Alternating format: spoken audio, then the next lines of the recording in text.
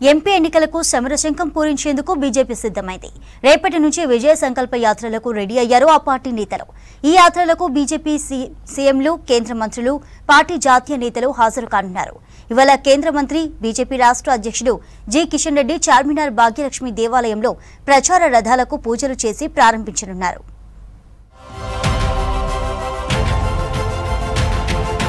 MP ఎన్నికలకు schedule రాకముందే రాష్ట్రం మొత్తం చుట్టేయాలని ప్లాన్ చేశారు బీజేపీ నేతలు.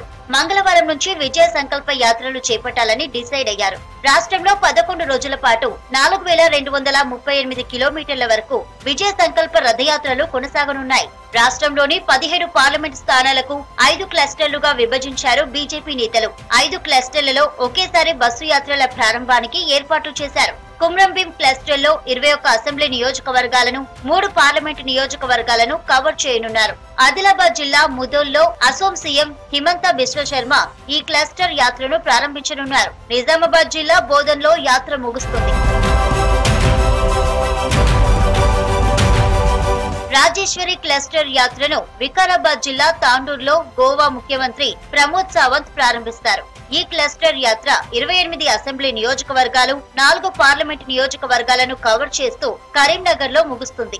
భాగ్యలక్ష్మి క్లస్టర్ భువనగిరిలో ప్రారంభం కానుంది. ఈ క్లస్టర్ యాత్ర 3 పార్లమెంట్ నియోజకవర్గాలు, 21 అసెంబ్లీ నియోజకవర్గాలను కవర్ చేస్తూ హైదరాబాద్ లో ముగియనుంది.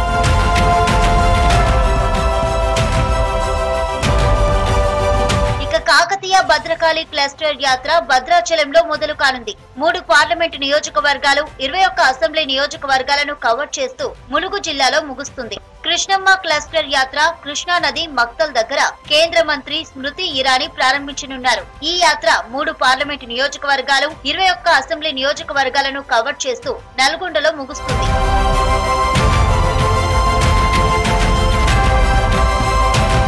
విజయ సంకల్ప యాత్రలో కేంద్ర మంత్రి కిషన్ రెడ్డి, ఎంపీ బండి సంజయ్, ఎంపీ లక్ష్మణ్ తో పాటు డీకే అరుణ, మరికొంతమంది సీనియర్లు పాల్గొననున్నారు. 10 ఏళ్లలో ప్రధాని మోదీ ప్రభుత్వం సాధించిన విజయాలు, ప్రతిపక్షాల వైఫల్యాలను విజయ సంకల్ప యాత్రలో ప్రజలకు వివరిస్తామన్నారు బీజేపీ నేతలు.